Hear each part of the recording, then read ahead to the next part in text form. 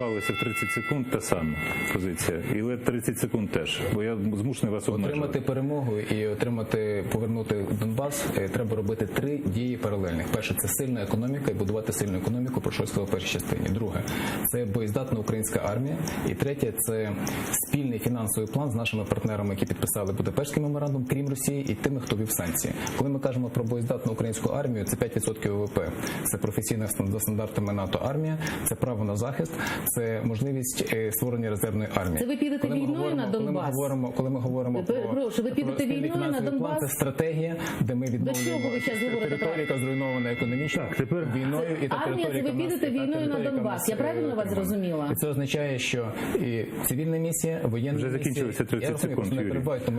Ні, ви робите вигляд, що ви не військова місія і поліцейська місія. Тобто війна на Донбас. І через 3-5 років проводимо вибори місцеві. Це у нас тільки перший раунд, я хочу нагадати. Тобто ви йдете війною на Донбас. Дайте відповідь на питання. Ви йдете війною на Донбас, правильно? Звичайно ж ні. Ну так ви ж щойно описали ситуацію. Ви навіть не зрозуміли, про що я говорю. Ще маю пару питань. Ваш перший закордонний візит в якості президента, столиця? Вашингтон. Я думаю, Литва. Вільнюс. Ну, так. Це підказав, яка столиця? Ні, немає. Ти запитав, яка країна, чи ти перевіряєш, чи знаю я столицю?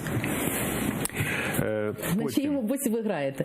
В смислі? Ну, без смислу. Питання звучало перший закордонний візит. Ну, я назвала країну. Все, ну я кажу. Бо я думаю, може, ти розподіляєш думки Дерев'янка, який вважає, що жінки в політиці нічого не тямлять про те, що кажуть. Це було мене не треба робити учасником вашої дискусії. Ну, зрештою, дуже прошу. Вийшло, я ставлю питання, в мене функція технічна. Тому я сподіваюся, що жінки, які дивляться, зараз все це почули, проаналізують і зроблять вірний вибір. Це дуже чесно.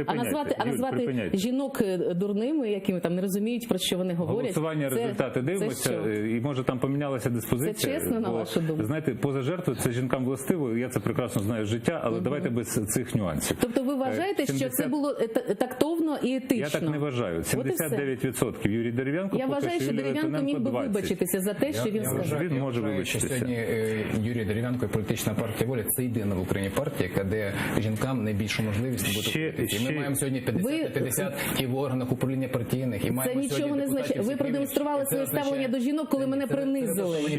Ви просто використовуєте. Тобто ви вважаєте, що ви не образили мене сьогодні? Маніпулятивні технології для того, щоб... Ви не образили мене сьогодні. На вашу думку, ви мене не образили, правильно? Є ще одне питання, ми завершимо цей блок офіційних. Ні, не почекай. Ваш перший наказ... Але ж ти вважаєш, що він мав би вибачитися. Я ставлю питання. Я не вважаю, я не прокурор Юрій Луценко. Щойно 30 секунд назад ти сказав, що ти вважаєш, що він би вибачився. Можливо. А, можливо. Ваш перший